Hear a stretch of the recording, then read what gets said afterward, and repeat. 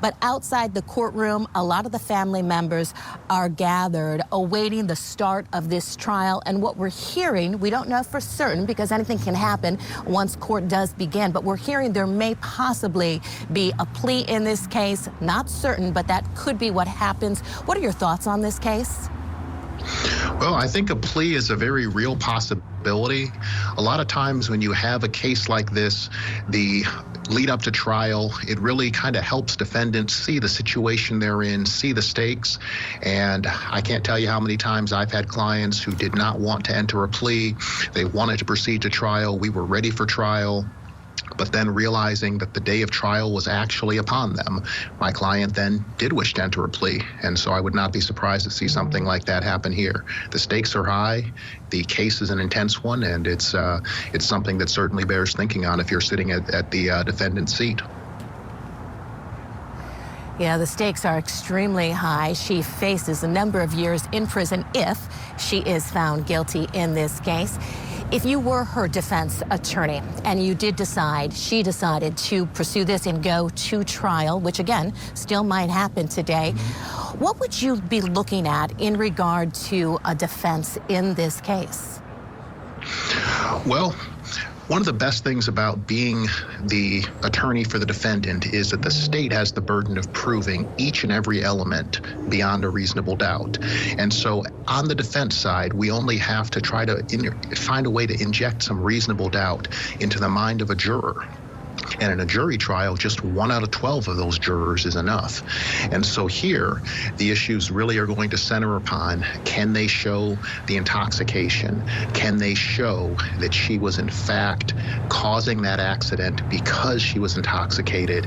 Is she actually legally liable, or is it an accident? Is it something where there was a tragedy? Is it something where there's an awful turn of events but no criminality that should subject her to that sort of criminal liability? And on the defense side, I imagine that's what they'd be hoping for if this does proceed to a trial. Eric, some of the charges that she faces in this case: reckless homicide, felony driving under the influence, then 2 counts of felony driving under the influence with great bodily injury that resulted. That is for the bride's husband, Eric Hutchinson, as well as another person that was in that golf cart on that night. His name is Ben Garrett. And so those are the charges that she faces. Again, as we just talked about, the stakes are really high. What kind of discussions would you have with a client? And again, I know there's attorney-client privilege, but just hypothetically speaking, they're facing a situation like this and they really want to go to trial. You tell them that the stakes are high, and then this day comes, as you were mentioning, and they decide maybe we should go a different direction. Do you offer words of encouragement as to, you know what, this is going to be the result? If we go to trial and we lose, this is what you're facing. How do you handle that situation? Oh, yes. I have handled those kind of cases. I've had these sort of discussions on vehicular homicide involving alcohol type charges. And so it's something where I like to start by telling my clients what their options are. It's always the client's choice. I never try to tell the client, yes, they need to plead guilty, or no, they should proceed to trial. It's always their call. But I'd like to set forth for them what the chances of success are, in my opinion. At that point in the case, I've seen the discovery, I've done the legwork to prepare for trial.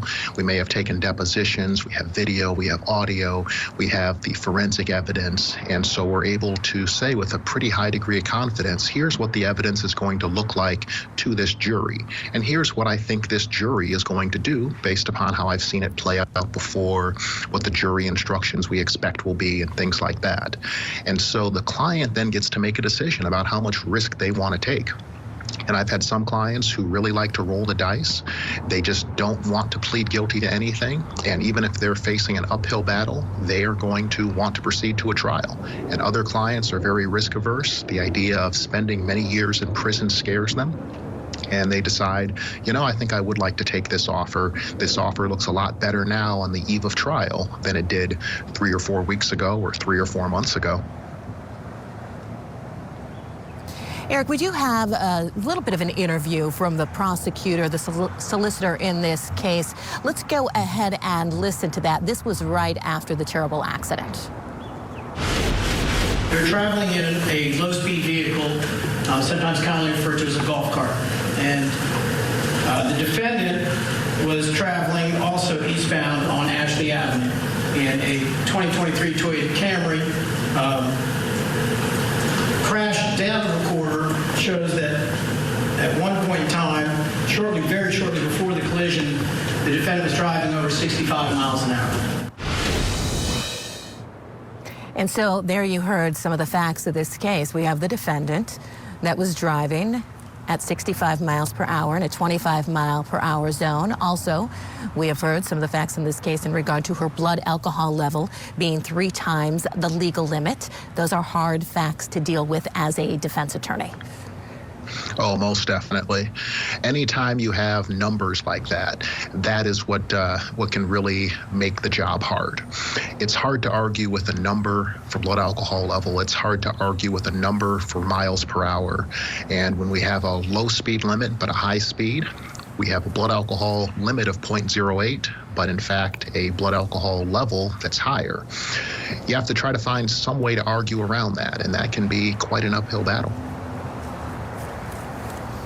We're still getting word from our producer who is sitting there inside that courtroom that they have not gotten started yet. As I mentioned at the beginning, there are a lot of people that are outside waiting to get into the courtroom. What we're being told is they're going to let all the family members and the friends in first and then see what kind of seating is available. We did see Jamie Komoroski's father standing outside there. He was standing in front of a window, just kind of looking out the window. I know a very tough day for him, seeing what his daughter is going through, but of course, again, a very tough day for the victim. In this case, her family is inside that courtroom as well. We did hear Jamie Komoroski's dad speak. These are some jailhouse phone calls that we have played for our viewers in which they're talking, and we played those last week on Court TV, and this is Jamie's dad. When you talk with the family, when you are being chosen to represent a defendant, do you talk with them about anything they say on these jailhouse phone calls, Eric, can be used against you? Oh, yes, that is one of the very first conversations I have. A lot of times when it's a serious case and the actual client is in custody in jail awaiting trial, I will begin my consultation with some family member, be it a husband or wife or mother or father or grandparents, and I'll tell them, when you go and speak with the client, realize that everything you say is being recorded. Generally, those jail calls are recorded in 2 separate channels, so there's a channel for the conversation of each person, so you can't even talk over them. It's crystal clear what each person is saying. And I tell them, just pretend like there's a police officer or a prosecutor sitting there right next to you, writing down and recording everything you say. Because in those higher profile cases, they get those recordings, they pay attention to them. And I've had plenty of times where I receive either a DVD in the mail or, in more recent years, a shared drive link that has a recording where statements made by my client, made by a family member, are used against the client. Sometimes it's actual evidence that comes into court. Other times it's just things that influence how the prosecutor feels about the case. Sometimes my client or family member allegedly downplaying the seriousness of the case or joking about it is the difference between a prosecutor wanting to make a better offer because they see remorse on the part of my client, or seeing that my client is unremorseful and the prosecutor really sticking with a harsher offer. We do have a live look for you inside that courtroom as we still await for the judge to take the bench. We heard that this was going to get underway at 12:30, but as I mentioned, there are so many people that are inside the courthouse waiting to get in and get a seat, so they're trying to figure out logistics in this case. The victim, the bride on that fateful night, Samantha Miller Hutchinson, who lost her life. We did hear from her father after that terrible tragedy. Let's play a little bit of that, and then I'll talk with you about it on the other side. We're setting a bond so that she can spend time with her family, right? Your Honor? I don't get to see my daughter. I don't know why she can get out to see her family. Just don't understand how that works. I I never get to see my daughter again. I would give anything to hug my daughter again. Anything.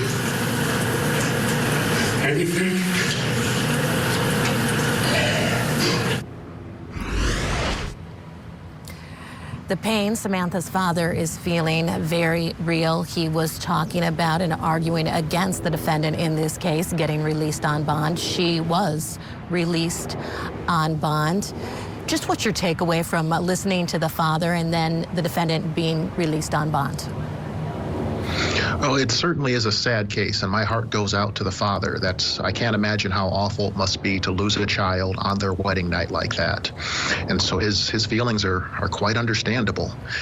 But the court system, when it's setting bond for a defendant who is presumed innocent, which we all are when accused of a crime, really needs to start from the perspective that the charge is only an allegation. It is not something that a person has been found guilty of yet. And as a result of that, that presumption of innocence really needs to be respected. And bond should only be set in a way that keeps someone in jail when it's necessary to do so in order to make sure they show up to court in the future or to make sure the community is safe while they're awaiting trial. And if there's other means available, such as setting an amount of bond where they don't want to lose that money by not showing up, having some alcohol monitoring, having probation department check up on the person while they're on pretrial release, there's lots of tools available to make sure that a defendant shows up to court and that the defendant doesn't hurt anybody while they're awaiting trial. And so keeping someone in jail when they're presumed innocent really should be a last resort. So I think the judge got that part right. Eric, thank you so much for your insight in this case. We are going to squeeze in a quick break as we await the judge to take the bench in the deadly wedding night case for Jamie Komoroski. You're watching Court TV Live, your front row seat to justice. We'll be right back. I'm Vinny Politan. Welcome to Closing Arguments. What's happening here? It's unreal. Let me show you exactly what happened. Closing Arguments with Vinny Politan, tonight at 8/7 Central, only on Court TV. It's the biggest story that we're covering. He is the boogeyman. Lori Daybell. She said, I will have you destroyed. She got another murder trial coming up. A social media sensation, now a suspected killer.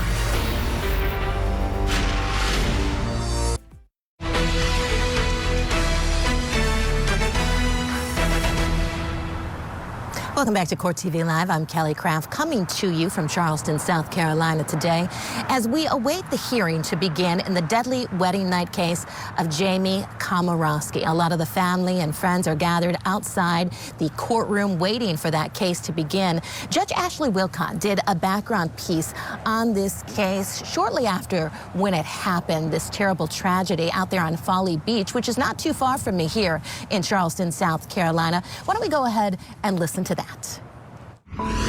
April 28th, 2023, Eric Hutchinson and Samantha Miller said their I do's at a beachside wedding in South Carolina. Later that evening, their new life together would end abruptly after an alleged drunk driver crashed into their golf cart when leaving their wedding venue. Eric was severely injured, but Samantha died at the scene from blunt force injuries. And Mom looks at us and says, something happened to Sam. She knew it and she felt it in her gut. She was nothing but, oh, here I go, love and care. And she was like, she literally was like born an angel. While Eric and Sam were preparing for their wedding day, Jamie Komoroski set off on a day of bar hopping. She began here at El Gallo Bar and Grill, then made her way to Folly Beach, making stops at 3 other establishments, consuming beer, tequila shots, and other shots of liquor. By the end of the night, Jamie's blood alcohol level was more than 3 times the legal limit. She made the conscious decision to get in her vehicle way over the legal limit, and she killed my sister. As Samantha and Eric left their wedding reception on a golf cart, which was driven by his brother-in-law and nephew, Komoroski was reaching speeds of 65 miles per hour, exceeding the 25 mile per hour speed limit postings. Eric Hutchinson spoke about the tragedy with ABC News. I'm still trying to wrap my head around it. That night going from an all-time high to an all-time low. It's pretty rough to try to comprehend. I remember waking up just kind of foggy, out of sorts, and I could see my mom's face, and you could just tell something was wrong. And Komoroski spent 10 months in jail after allegedly being under the influence when she hit the golf cart carrying the newlyweds. I still just don't know why this had to happen to me. Because bad things happen to good people, honey. Jamie was released on a $150,000 bond and faces reckless vehicular homicide charges, as well as 3 counts of driving under the influence causing death or great bodily injury. She is currently under house arrest in Charleston County. It's just created such havoc in everybody's life, and why should she get out and just go about her merry way? And prior to being released on house arrest, Jamie Komoroski was behind bars, and she made several phone calls to her father. We do have some of those jailhouse phone calls. Let's play one of those for you now. And I'm doing everything I can to make this, the best result as possible. Yeah. Okay? Okay. So, talk to Grandma and Grandpa a little bit today. They love you. They said to tell you. All right?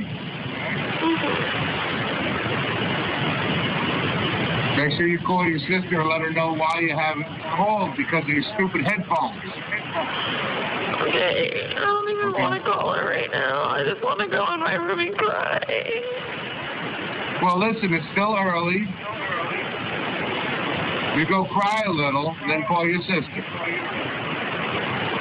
All right?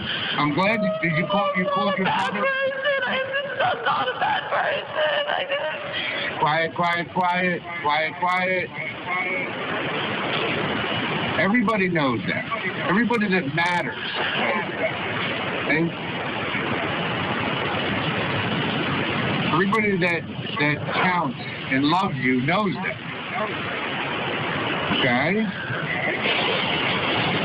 Well, sometimes really terrible things happen to really good people. So, that's the end of that conversation, understand? Yes. You are pretty without makeup, correct? Thank you. You're welcome. Especially when you're crying and you ain't got all that black stuff running down your cheeks. Smile, didn't you? Yeah. You better watch out, because Daddy will make you laugh. Pay attention to what's going on.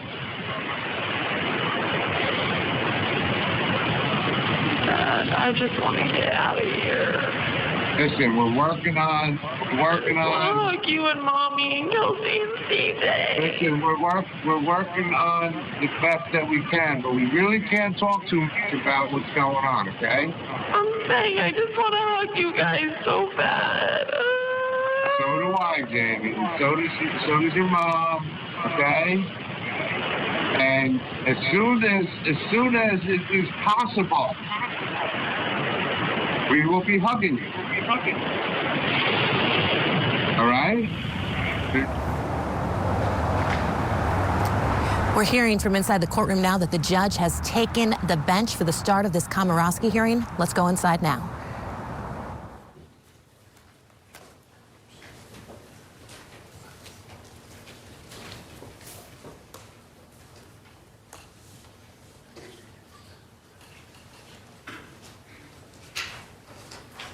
This is State versus Jamie Lee Komoroski, 2023 GS 10-3982, felony DUI with death.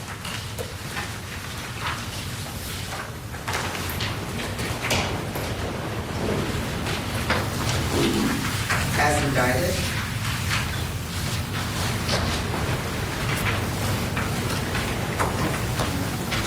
(2023) GS 10-3983, felony DUI, great bodily injury. As indicted. 2023 GS 103984, felony DUI, great bodily injury, as indicted. And reckless homicide, 2023 GS 103985. As indicted. Are there any recommendations? Well, first, who's appearing on behalf of the state? Timothy Finch on behalf of the state, Your Honor. And is there anyone else who will be assisting you in the presentation of this case? Not in the presentation of the case. Lemon Zebra helped in the preparation of the case. And Ms. Wilson is present as well. That's correct.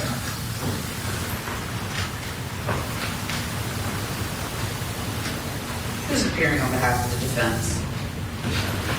Good afternoon, Your Honor. Good afternoon. Nathan Williams on behalf of Ms. Komoroski and Chris Comoroski will be handling part. I'm sorry, I'm going to need you to speak up louder. This is a vacuous courtroom, and we're not going to. I know you soft-spoken, but if you can speak up a little bit more loud, a little bit louder for me, and of course I know you. Nathan Williams, and who did you say would be assisting you? Chris Comoroski, sir. And how's Chris spelled?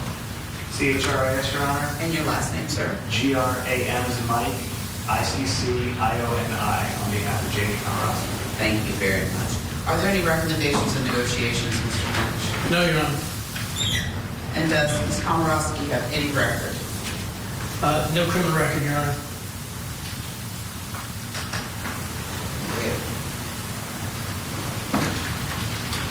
Have you explained to your client, ma'am, please? Do you want to sit at the podium, or do you rather have it?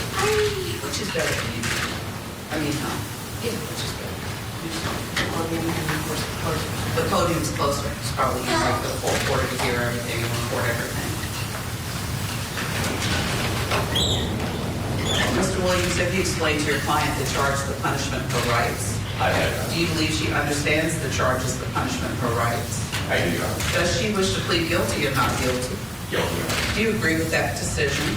I do, Your Honor. Has she ever been evaluated to determine her competency? She has not, Your Honor. Have you explained to her the violent and serious classification? I have, Your Honor. And have you also explained to her the collateral consequences of these offenses, that being the suspension of her driver's license or the revocation of her driver's license, as well as the requirement of any interlock devices? We have, Your Honor, but just briefly. We have, Your Honor.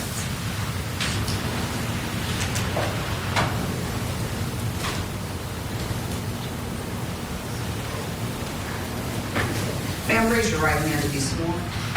Do you swear or affirm the testimony you give will be the truth? Yes, sir. You can put your right hand down. I'll need you to speak a little more loudly for me, please. State your full name for the record.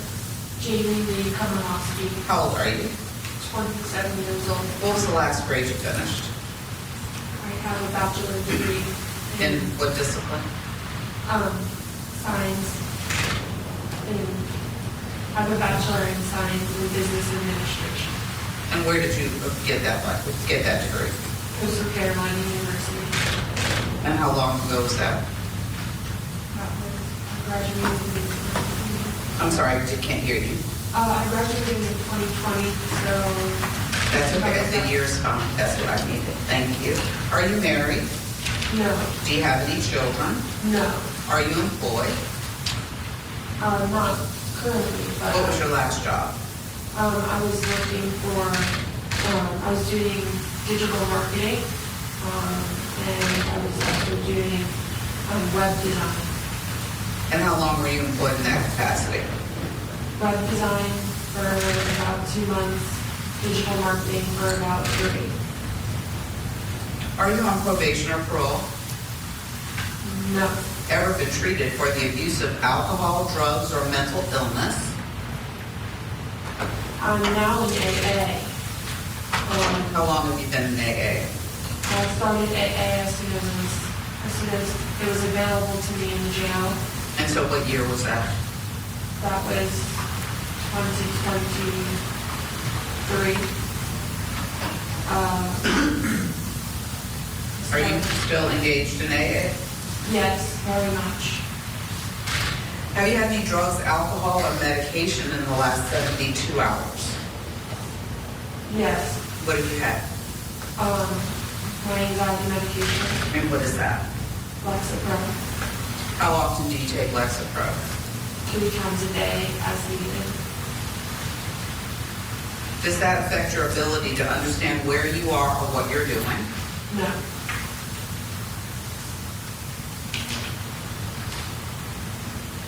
On the offense of felony DUI, how do you plead? Guilty, Your Honor. Do you understand the minimum is 1 year, the maximum is 25 years, and a minimum fine of $10,100 and a maximum fine of $25,100? Yes, Your Honor. Do you understand that it's classified as violent and serious? Yes, Your Honor. Do you understand that under South Carolina law that subjects you to enhanced penalties? Yes, Your Honor. Do you understand that if you receive 2 additional serious offenses, you could face life without parole? Yes, Your Honor. You may have discussed parole or parole eligibility with your lawyer or with others, but until you're sentenced, no one can tell you when, if ever, you would be eligible for parole or under what conditions. You should assume that you will serve any time that you're sentenced to day for day. Do you understand? Yes, Your Honor. On 2 counts of felony DUI, great bodily injury, how do you plead? Guilty, Your Honor. Do you understand that the minimum is 30 days and the maximum is 15 years? Yes, Your Honor. Do you understand that the maximum fine is a minimum of $5,100 and a maximum of $10,100? Yes, Your Honor. Do you understand, and I'll go over that later, I apologize, I'll come back around to that. On the offense of reckless homicide, how do you plead? Guilty, Your Honor. Do you understand the maximum penalty is 10 years and or a minimum fine of $1,000 and a maximum fine of $5,000? Yes, Your Honor. Do you understand that on the reckless homicide that your license will be revoked for 5 years? Yes, Your Honor. Do you understand the court has no control over that? Yes, Your Honor. Do you understand that on the felony DUI with great bodily injury that your license will likewise be suspended? Yes, Your Honor. Do you understand that no probation or can be given on those offenses? Yes, Your Honor. Do you also understand that you will be required to have an ignition interlock device on your car? Yes, Your Honor. And you also understand that likewise we have no control over those statutory mandated conditions? Yes, Your Honor. And you also understand that on the felony DUI with death that no portion of the sentence can be suspended? Yes, Your Honor. I want you to listen carefully to the facts. Thank you, Your Honor. May it please the court. Yes, sir. This occurred April 28, 2023, the 1200 block of East Ashley Avenue, Holly Beach in Charleston County. All right, we're going to pause this for just a few minutes so we can squeeze in a quick break. The solicitor here, they call them solicitors here in South Carolina, is giving the factual basis for the plea. Let's take a break. We'll be back. We're going to cover the Sarah Boone sentencing hearing. That's coming up as well. We'll be right back.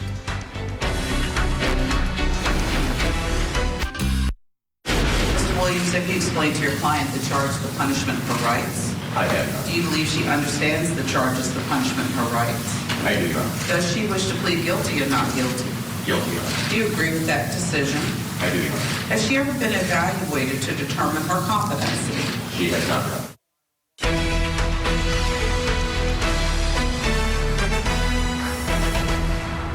Welcome back to Court TV Live. I'm Kelly Craft, coming to you live from Charleston, South Carolina. Let's get you back inside that courtroom now. Jamie Komoroski has just pleaded guilty. The judge is still on the bench reviewing matters with them. Let's go back in. Shortly before, the victims had left the wedding reception of Eric and Samantha Hutchinson, which was held on the western tip of the island.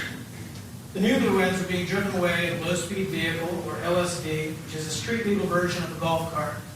The LSV was fully illuminated with head and tail lights as it traveled eastbound from the reception site. Benjamin Garrett was driving. His son Brogan was riding next to him in the passenger seat. On the rear of the LSV was a newlywed couple, Samantha Miller Hutchinson and Eric Hutchinson. The path of travel was on West Ashley Avenue, across Center Street, and continue on East Ashley Avenue towards the rental house. At approximately the same time as the victims were leaving the reception, the defendant was wrapping up an outing with new co-workers at a bar on Center Street, Follow Beach.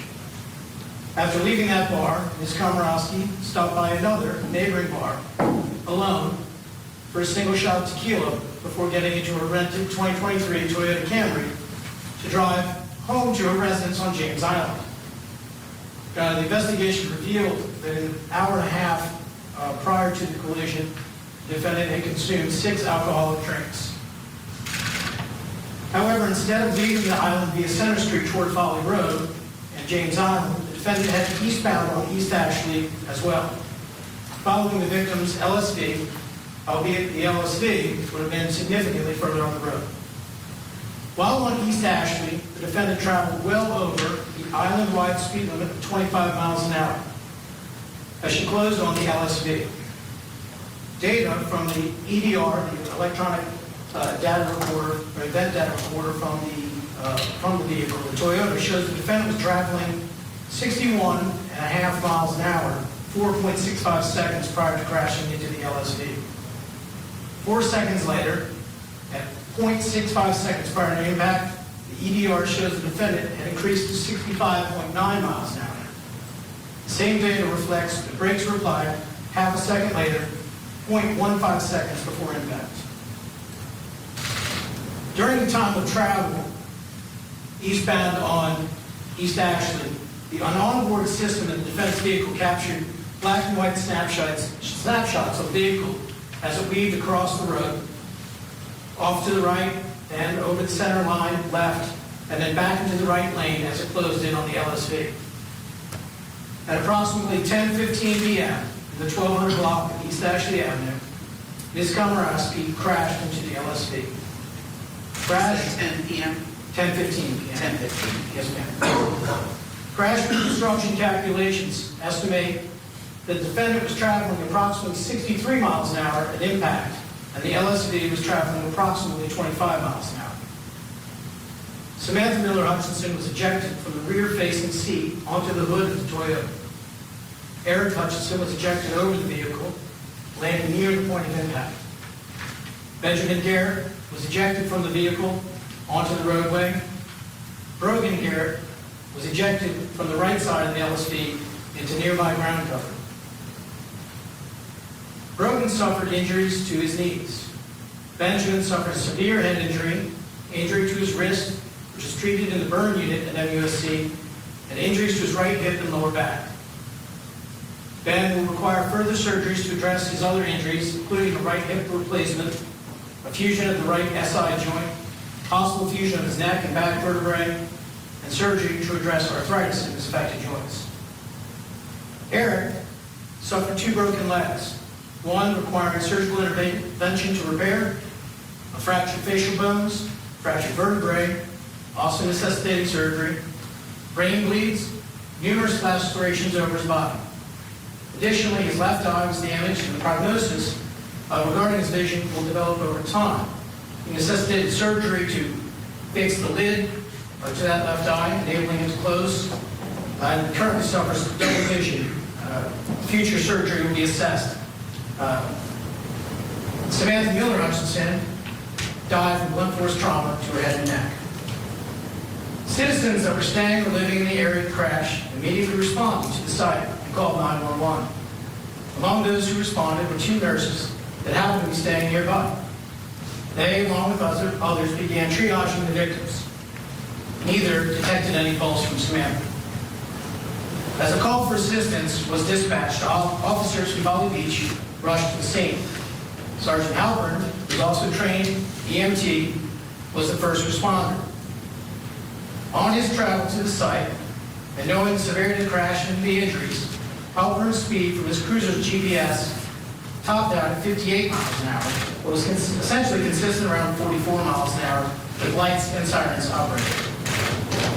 Sergeant Halpern and Officer Honeycutt, also from Folly Beach Police Department, attempted to resuscitate Samantha using CPR and an AED. Ultimately, they were not successful.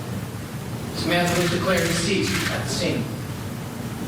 Folly Beach Police Department put out a call for assistance to the scene and to handle other calls while working this crash. Sergeant Charles Seven and Deputy Aaron Scruggs of Charleston County Sheriff's Office responded to assist with the crash reconstruction And CPD officers, including Zachary Azari, assisted with the DUI investigation. CCEMS, Charleston County EMS, that has transported Eric, Ben, and Brogan to MESC for treatment in the trauma unit. The coroner was called to respond for Samantha. At the scene, the defendant admitted to driving the Toyota and to drinking 2 drinks prior to the crash. She declined to perform standard field sobriety tests.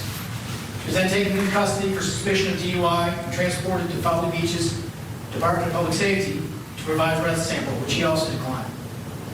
At approximately 1 a.m., August 29th, or April 29th, Sergeant Halpern drove the defendant to MUSC for medical clearance. A search warrant was issued for a blood sample from the defendant.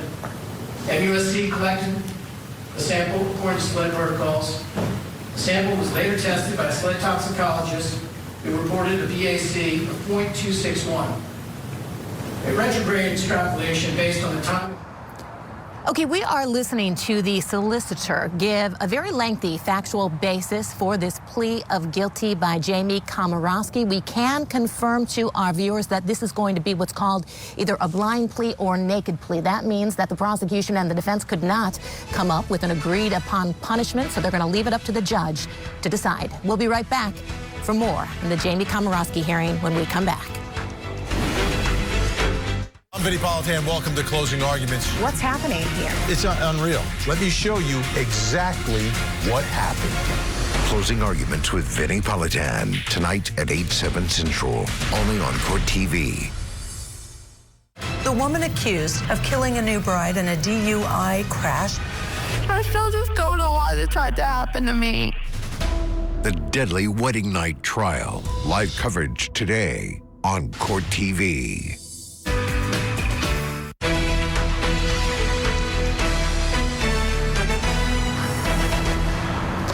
Welcome back to Court TV Live. I'm Kelly Craft, coming to you live from Charleston, South Carolina, where we have been watching the Jamie Komoroski hearing.